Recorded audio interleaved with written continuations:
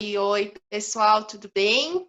Bom, voltamos aqui então para continuar o nosso bate-papo com a Ana Paula, né? Na nossa última conversa aí, a gente estava conversando sobre desenvolvimento, né, infantil, foi um bate-papo sensacional. Claro que não deu para falar tudo que a gente precisava em um vídeo só, e a gente vai continuar então aqui esse bate-papo com a Ana. Quero mais uma vez agradecer a Ana por estar com a gente, né, falando aí sobre esse tema que é tão importante, né, que é tão primordial para a nossa criação aqui dos nossos bebês, e que faz todo sentido, né, com o propósito da Mother Two, né? Como vocês já sabem, já conhecem a nossa história, a nossa trajetória, e a gente quer, então, continuar, né, aprendendo, evoluindo, né, nesses quesitos aí de como educar um ser humano, né? Eu estava até contando para a Ana que esse é um dos meus grandes anseios, né, dos meus grandes medos, assim, e angústias, né, de como educar uma criança, né? E isso tudo faz parte, né, galera, do nosso maternar. Então, sem me alongar muito aqui, vou passar a palavra para a nossa queridíssima Ana, tá? E convidando ela, inclusive, para falar um pouquinho para a gente sobre os picos de desenvolvimento, né? Porque dentro desse maternar, a gente começa a pensar em tanta coisa, em ler tantos assuntos, e tem tantos picos, e sai de um pico, entra em outro pico. Como é que fica isso, né? Ana, palavra tua, minha querida. Como é que a gente pode acalmar o coração das mamães e os nossos também, né, Marcelo, em relação a essa questão dos picos? Obrigada, Ana, Marcela. É sempre bom falar com vocês. Seguimos. A gente dizia na nossa última conversa sobre o que é que significa o processo de desenvolvimento humano, o processo de desenvolvimento psicológico, né? Ou seja, quais são as funções psicológicas que constituem esse processo que chamamos de desenvolvimento.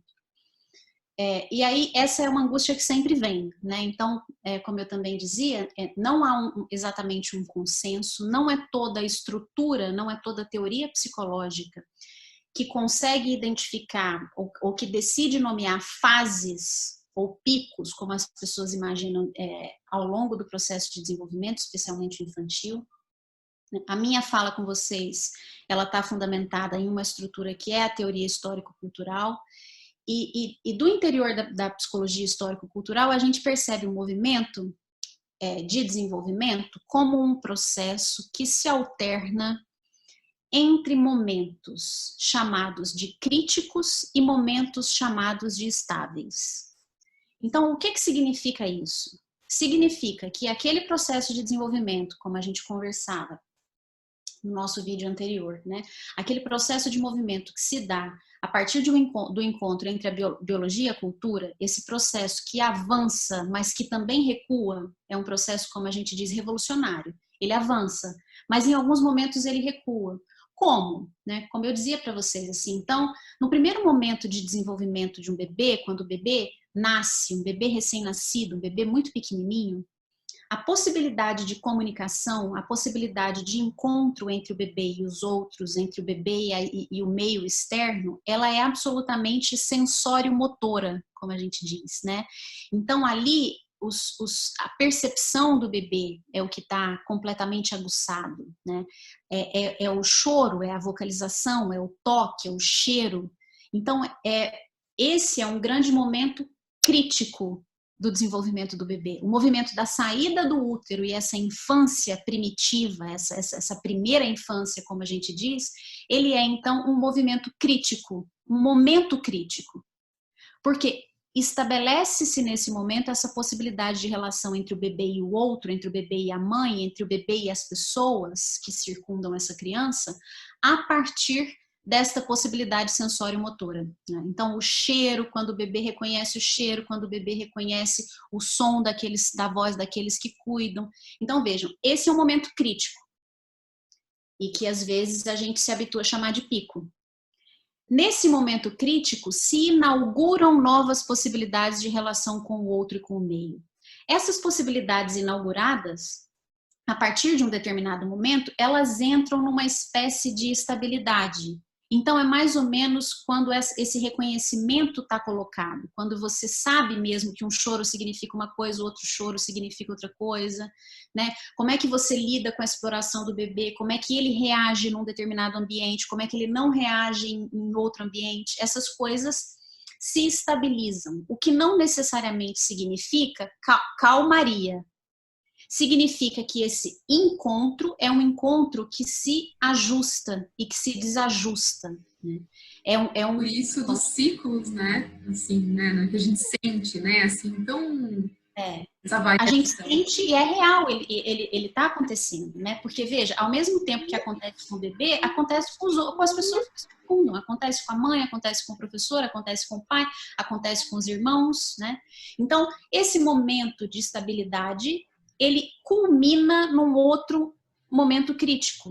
Então, veja, por volta dos 2, 3 anos, acontece sempre uma fase que as mães sempre me falam, as professoras falam, é um momento de negação, é um momento que a criança diz muito a palavra não, não vou, não quero, não pode, eu faço sozinha, mas eu vou só te ajudar, não, eu faço sozinha, deixa comigo. É o que a gente chama de terrible two, é isso? As pessoas costumam falar dos terríveis 2, enfim. E aí, como eu dizia, o critério da teoria é super importante, porque senão parece uma espécie de entidade. Assim, olha, os terríveis 2 anos, chegou. E não é assim. Se você entende que o desenvolvimento, verdade, Ana. Se você entende que o desenvolvimento é esse processo orientado também por você, também por sua família, também pelas pessoas que te contornam, como eu dizia, é uma sociedade ampla. Isso significa o médico, significa o assistente social, significa a escola, significa toda uma característica desse desenvolvimento, né? Então, esses terríveis 2, eles são um processo. E não necessariamente eles são terríveis. Isso que é importante da gente entender. Porque quando você percebe que ali surge, o que está por trás desses terríveis 2? A possibilidade de inauguração da fala, como eu dizia. Mas que começa a falar e que começa a articular a fala, isso é revolucionário. É um poder que te é oferecido. A partir dessa situação que te envolve, não é mais a mesma. Então, veja, desse ponto de vista, não existe nada de terrível. Nada de terrível. É um avanço, é uma beleza, é uma potência, né? Eu tenho uma sobrinha de 3 anos e ela acabou de ganhar uma irmãzinha, né? A minha irmã teve uma outra bebezinha que tem 2 meses agora, está caminhando para os 3 meses. E a gente está vivendo uma coisa super interessante, que é o fato da mais velha de 3 anos aprender a ser irmã. E eu falo isso, às vezes as pessoas se espantam. Como assim? Irmã não é uma coisa natural? De maneira nenhuma. Nada de natural nesse processo. O processo de ser irmã é absolutamente social, absolutamente cultural. Ser irmã exige de mim um determinado tipo de atitude, exige de mim um determinado tipo de postura. Isso tudo se ensina, isso tudo se aprende. Isso tudo inaugura uma outra possibilidade de existência. Então, aí existe um outro momento crítico, que nesse caso que eu estou exemplificando para vocês, agrega uma outra crise, porque aí são 2 crianças. Sim. Né? Então, aqui acontece uma outra crise. E que vai, a partir das interações, a partir de quanto mais consciência se tem do que é que significa um relacionamento humano, pode caminhar para um outro movimento de estabilidade.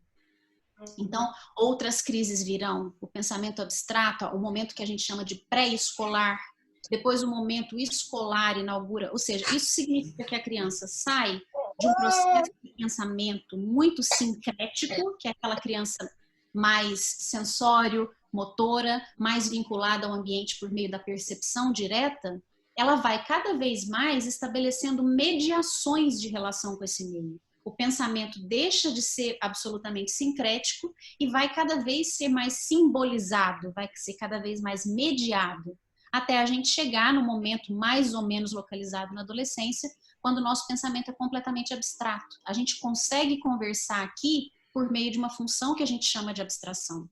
A gente abstrai significados e sentidos e a gente se entende perfeitamente bem, né? Então, os picos significam um processo de desenvolvimento que se dá ao longo de fases ou momentos críticos e momentos estáveis. Dialética é uma espiral dialética que acontece sempre, porque até agora está acontecendo, a gente também está se desenvolvendo. Mas com a gente, com a gente. E esse reconhecer que você falou para não estigmatizar, né? Pegando o exemplo que a Ana deu, dos Terríveis 2, né? O Terrible 2. Então, é o que a gente talvez ainda tenha, né? Carregando aí, carregado, né? Eu acho que é muito importante, assim. Eu tive uma aula aqui, eu tô assim, maravilhada. Conversa boa. Ah, Aninha, tá mudo. O som. Ah, gente, desculpa. Eu tô aqui de novo, né, de boca aberta, ouvindo a Ana falar, porque, meu, incrível. É incrível, incrível mesmo. Ana, obrigada, tá? Muito obrigada, de coração, né, por compartilhar um pouco aí do teu conhecimento com a gente. Eu fiquei com água na boca, assim, de ter mais, né, de aprender mais contigo. Então, já fica aqui o convite para mais bate-papo com a Mother Two, tá? Super convidada. Brigadão pelo carinho, né, pela atenção com a comunidade de Mother Two.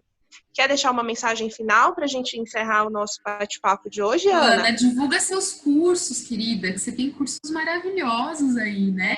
Projetos muito legais.